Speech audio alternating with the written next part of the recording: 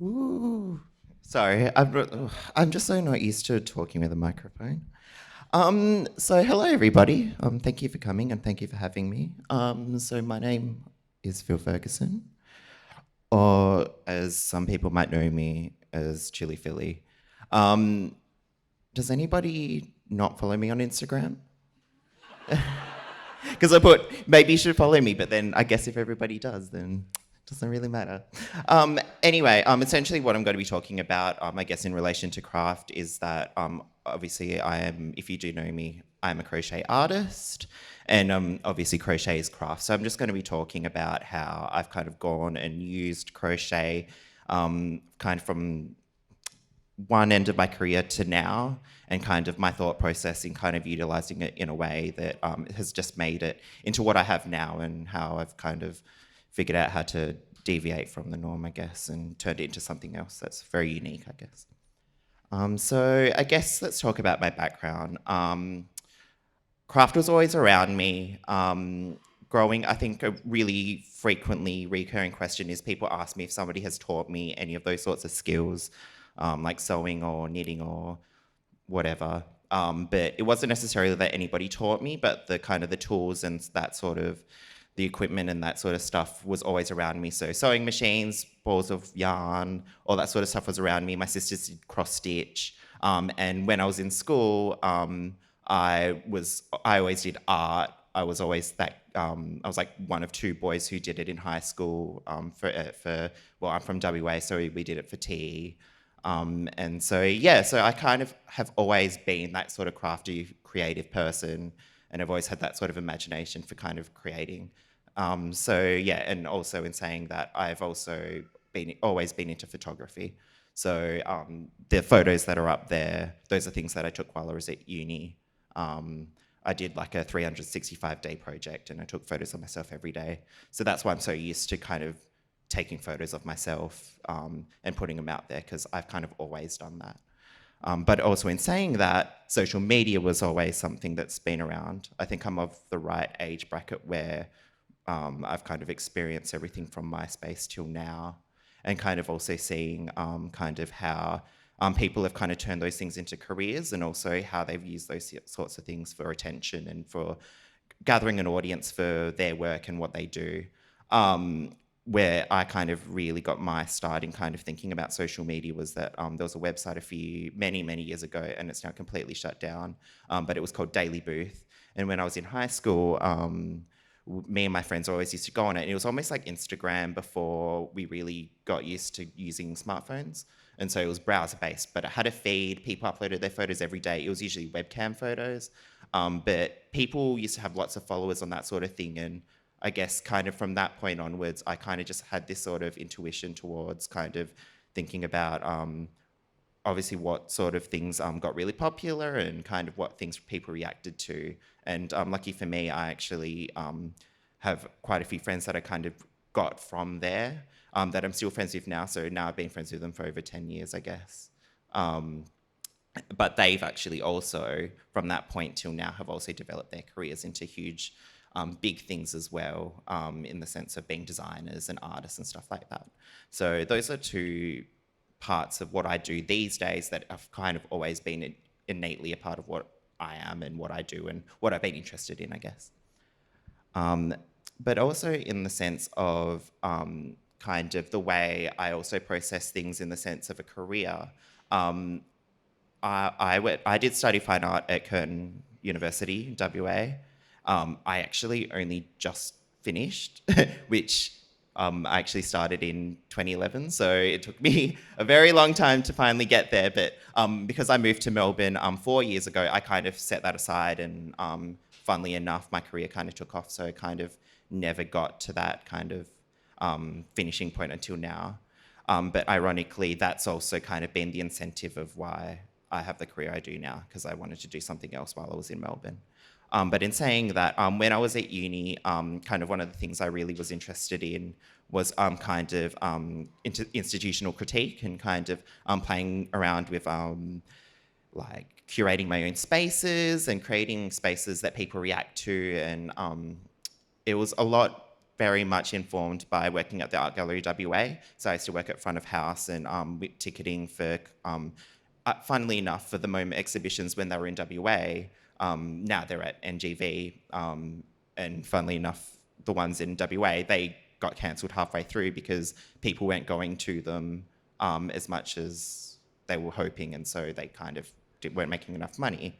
But in saying that, kind of my experiences from working at AGWA was I was seeing people just off the street, and I'm talking about Perth people, so in the sense of being creative and stuff like that, they weren't necessarily in the same mindset as somebody from Melbourne, for example. And so they didn't necessarily approach kind of going to the art gallery as kind of, I'm going to see these artworks from MoMA.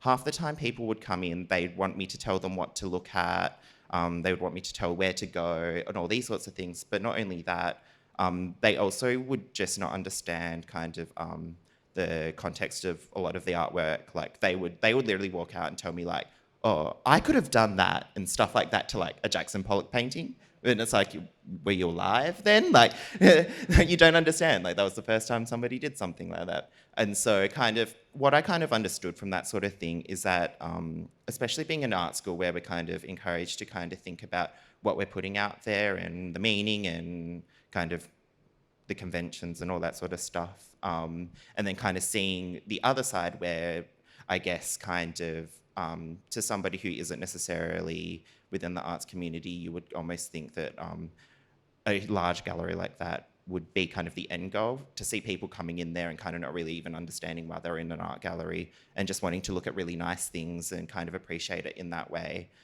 Kind of gave me this very, I don't want to say cynical, but it gave me a very different perspective of what I wanted to do with my own artwork and where I wanted to go, because I guess I saw kind of the very contemporary art kind of side and the very like, I don't want to call it necessarily mainstream, but kind of what the more accessible sort of art that people would always necessarily go to when they want to go see art. They'll go to a gallery, like a large gallery, I guess.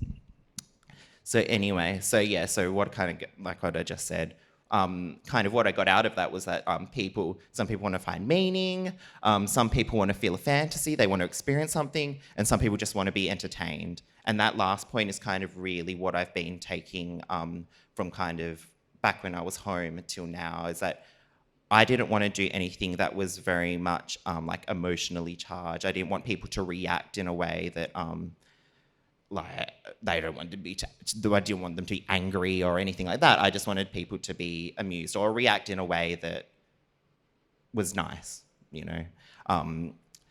Which takes me to the point of why I'm doing crochet. So, like I said, I've been doing craft my whole life, so it's not necessarily that I never really ever thought of never doing crochet, but it was just a skill I picked up and taught myself from YouTube while I was at uni. And then I kind of worked at it and actually so this photo of me from, I don't know how long ago that was, but essentially I just taught myself how to do crochet and then I just made everything big. I just made all these huge blobs, and from that sort of experimenting, I just have always worked large scale. Which is why these days when you see my work, it's all things I put on my head or my body. I've never ever thought of kind of doing things on a small scale, but that just happens to be me. But in saying that, the reasons why I guess I've just really committed to it as a thing is that it's immediate. So you can make something really small really quickly, and funnily enough, like I found out over time that I seemingly just do it really quickly, which is, yeah, like I didn't think I'd necessarily did it any different from anybody else, but I guess if you do it in front of other people, they're more than happy to point that out. It's easy to change the scale. Like I said, you can do something small, you can do something big. I always just do everything big. It's simple materials. So all I need is some sort of string, yarn, and a hook and stuffing. All I use is like acrylic wool and stuffing for all my things. I think a lot of people think I stick wire and that sort of thing in my work, but it's just literally like I'm making stuffed toys and then sticking them on my head. So yeah. Um, and like I really should try and think about using more things, but the simpler the better, I guess. It's functional, so in the sense of I can create things that do have function using crochet. Like once I started making these sorts of things, that's when I was like, oh, like this shape is literally fit to make my head. And actually, one of the first, if like, do people watch Adventure Time? Yeah. So one of the first things I made to wear was actually the main character Finn. He has his little bear cat hat, whatever that is, and that was the first thing I made out of crochet, like to wear on my head. So yeah, so kind of thinking in that way, it was really easy to just take making these sorts of shapes into something that was pretty functional. I guess a pretty important part, and I probably won't talk about it too much in this, is that it was pretty good for my mental health to be doing crochet. And just, I think it's probably a very known thing that doing small activities like that is probably good for your mental health. But at least for me, especially when I moved to Melbourne, and the reason why I kept really committing to it was because when I just had a lot of anxiety, and I just figured that it was a great way to channel it, to have an end result that kind of almost was a release of that anxious energy. So I guess throughout this whole thing, I guess not without me kind of banging on about it, but that's kind of a reoccurring thing throughout this whole process, is that it's been a good way of releasing that sort of stress and stuff that I feel like a lot of people think that I might have in some situations. And the reason why I do crochet the most is probably the connotations it has, especially in the context of craft and what craft means to different people. I have to assume that quite a few people here are people who do craft and do that sort of thing. Are there any guys who do craft here? Okay, cool. That's great. Yeah, exactly. So I think that actually says a lot to what I guess I was trying to say. What I'm trying to say is that like I think when people do think of craft, they don't expect somebody like me to be doing it and doing it in the way that I do it, and that is probably one of the main reasons why I do crochet for my artwork. When I first went viral, the thing was lonely guy crochets food hats to make friends, and it's so funny because that is literally that was like I knew that would be something that would happen because people don't expect. Yeah, it's predominantly considered to be something very feminine, very female based, and so if I did it in a kind of a way that puts myself out there, that would be considered unexpected, and so that's why I've really committed to doing it, and yeah, still do it. Okay, so when I moved to Melbourne, I really got into drag. So, like I said, I already started making things that were functional. But when I moved to Melbourne, I kind of had a new appreciation for the idea of doing drag.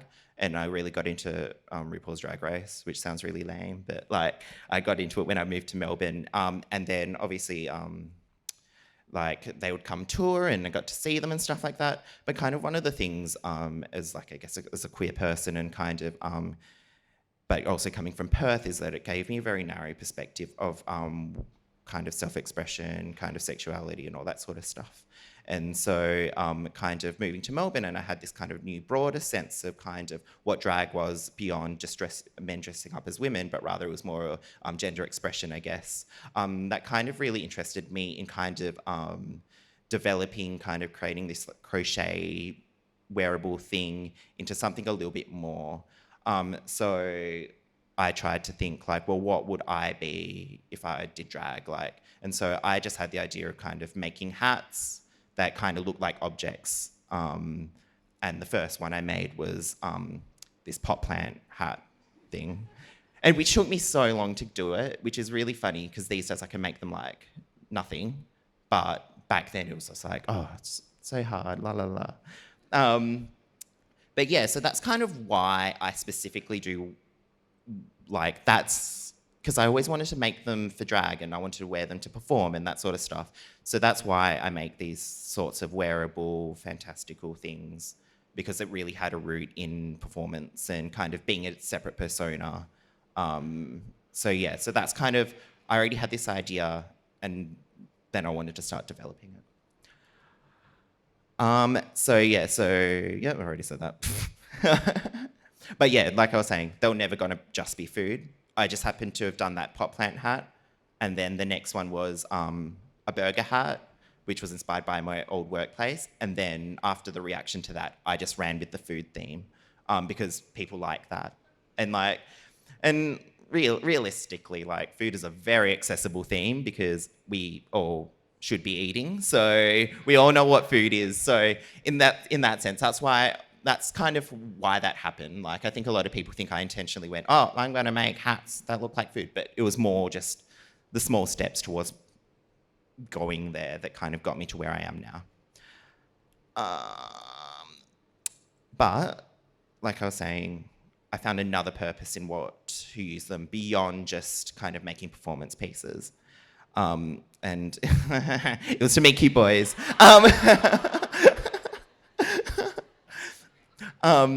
So yeah, essentially, like I was saying, I was meant to finish uni ages ago, and when I couldn't really necessarily do that when I was in Melbourne, I kind of had the idea of well, how else am I gonna meet people, especially, and I don't know how many other people in this room would have experienced it, but kind of going on, and especially in this time and age where we do Tinder dates and stuff like that, where you go meet people and you don't necessarily have anything in common with them, but because you are meeting on via an app, you're essentially just going on blind dates, but you just know what they look like. And so essentially what I kind of got from that was I wanted to meet people that I had a little bit more common ground with. And so I was like, well, I already have this idea. There's this social media platform. If I put this on there, I know that will generate enough traction and interest that I was going to inevitably meet people that I had more common ground with, especially going from art school to a city where I knew no one. Obviously, that sort of creative side and all that sort of stuff, I didn't have as immediately as I do now, I guess. So why Instagram specifically? So yeah, it's a popular social media platform. It was easy to use. One of the main things was that it's strictly visual, which very much came in handy with kind of the way I was thinking of presenting things. I was always going to present them via photography, me wearing the grey background and everything.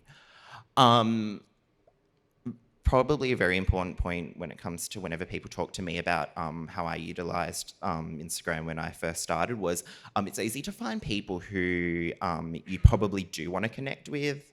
I remember there's been so many times that people have been like, you should follow insert person, and I've liked their photos to the point of which they follow me back. And I'm pretty sure that's the only reason why I got to where I was now. When I first started was that I really committed to trying to interact with other people and like their photos and follow them and all that sort of stuff. And and just kind of knowing who to follow and stuff like that. It wasn't that I was following a bunch of crochet accounts, but rather, more importantly, like editors and stuff like that. Like people who you will actually have to make those connections with, and that is really the only way you can make those connections. And Instagram specifically is a platform and kind of a overall thing that champions unique content. Myself, even Mark, who's taking photos today, we have a relationship with Instagram because they really do champion people who do create unique content, especially if you do it on their platform. I've always, I got featured on their Instagram years ago now, and when they did their whole rebranding thing, they asked me to use my images in it, and all that sort of stuff. So, they really do champion it, as long as it is very unique and very enjoyable and all those fun, great things.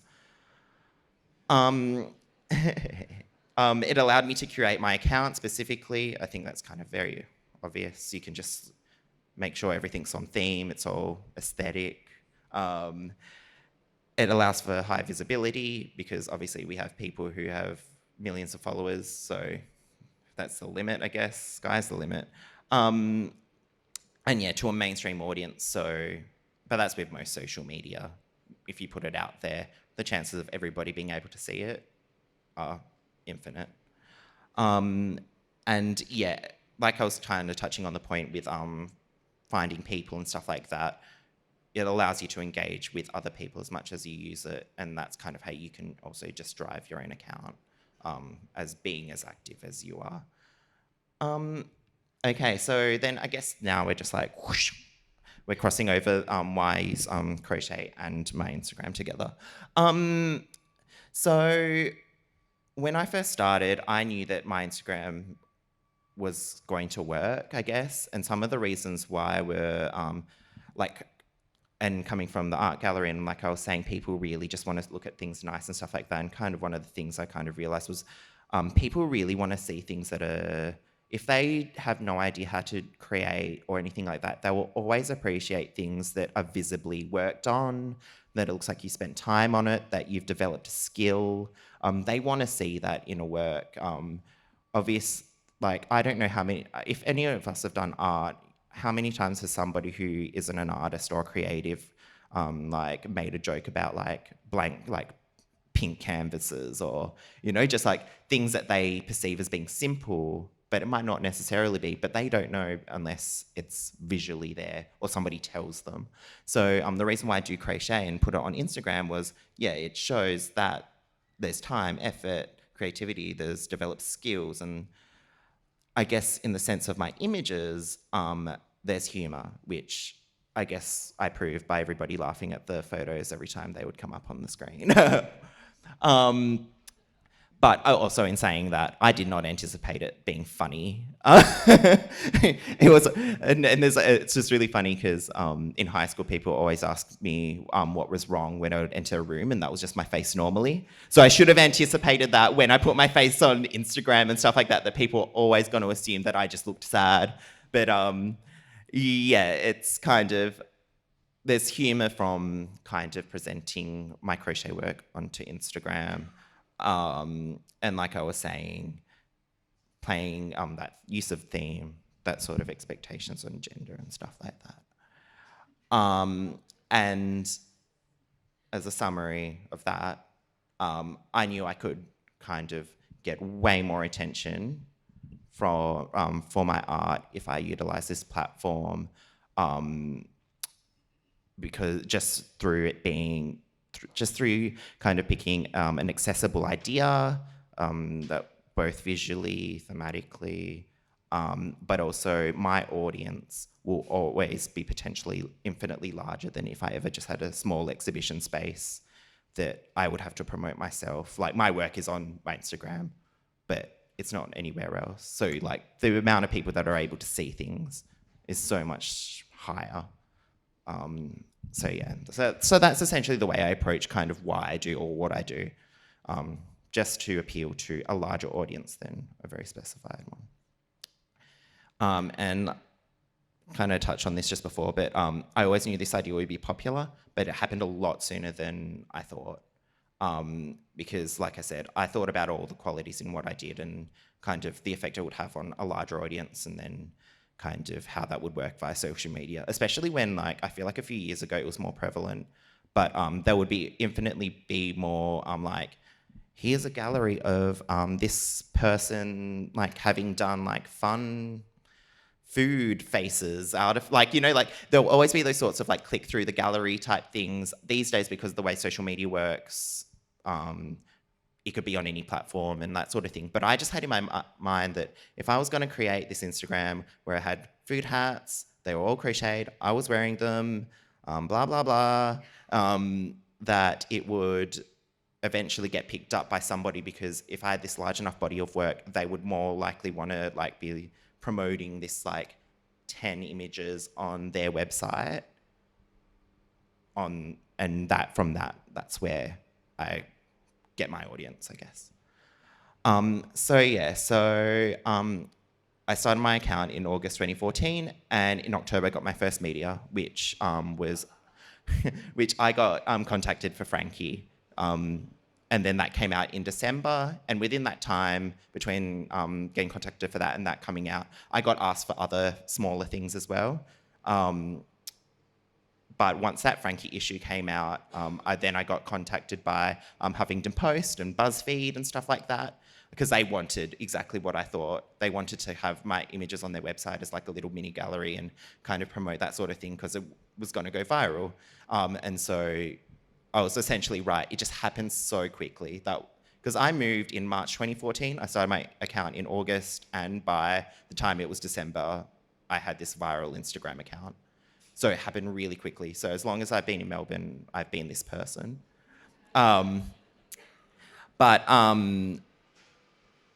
Yeah, so once enough things came out, I got to be in Frankie, I got to go on Sunrise, I got to do all these sorts of fun things within a really short period of time. And ever since then, I just was branded as the crochet food hack guy. I feel like before it used to be lonely, but I feel like I've very much dropped that. But yeah, I just kind of have developed this brand, and it has kind of, I've just always been that person, it seems. But most importantly, I went from this was not when I first started. I feel like this was quite a while along, but within like a year, I went from that to that. And that was just from doing what I do, making crochet hats, but doing it with a little bit more intent of achieving this. But because of this sort of developing a larger audience, I now have a presence in like mainstream media. One of the funny things, last year I had an exhibition up in Sydney at the Australian Design Centre, and I got to do all this sort of press for it. I got to be on Triple J, I was back on Morning Show, I was on Today, but I got to do all this sort of like mainstream press.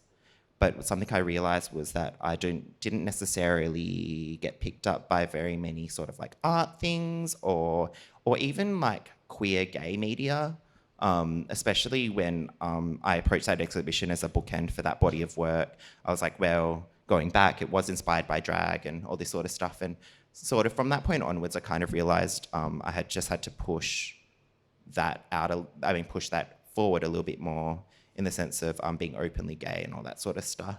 But I think the big thing that made me realise that was kind of having this presence and doing mainstream media where I do have to kind of deliver very succinct, short answers for things, because you don't really have the opportunity to tell your life story when you're doing a 5-minute segment on TV, on live TV, you know? But because of that, like I was just saying, kind of having these sorts of opportunities has allowed me to think beyond what I'm currently doing now, because now essentially I've exhausted the sort of media. Like I was saying, I've always been known as the crochet food hack guy, but there's only so far you can pull that whatever brand to a point where now I want new media. And I was actually talking about it just before, in the sense of whenever I'm in Sydney, I let the guys at the morning show know that I might be around, and my friend will call me and she'll be like, so what's new? And like after a few times of having that sort of phone call, I very much realized like I really should keep pushing what I'm doing and evolving it and trying to do more. And that's why I reflected back and realized I was going to try and do these things for performance and all that sort of stuff. And so kind of in doing a trajectory, there are so many different steps, but they'll always be new. And I will try and always not necessarily rehash the same thing, especially at this point where I've already got attention for this body of work. I don't need to keep doing the same body of work for 10 more years just because that's what I'm known for. But I doubt I would have ever thought of doing that if I didn't get the attention I've gotten. But in saying that, doing craft has allowed me to develop my career in which I'm able to be myself and do something I love. I don't think I would have thought in a million years that I would be like a freelance crochet person. But also just in the sense of like being able to wake up and be like, I just want to make something and do it because people like it. I feel that's a very precious career that I should really hold on to, because some people don't really get those sorts of opportunities. But also in the sense of all the experiences I've gotten to have over the last few years have been great. especially being able to do things like TV and be in magazines and stuff like that. Like I would never have thought when I was at uni I'd never be able to do that sort of stuff. But yeah, well, that's the end of that presentation.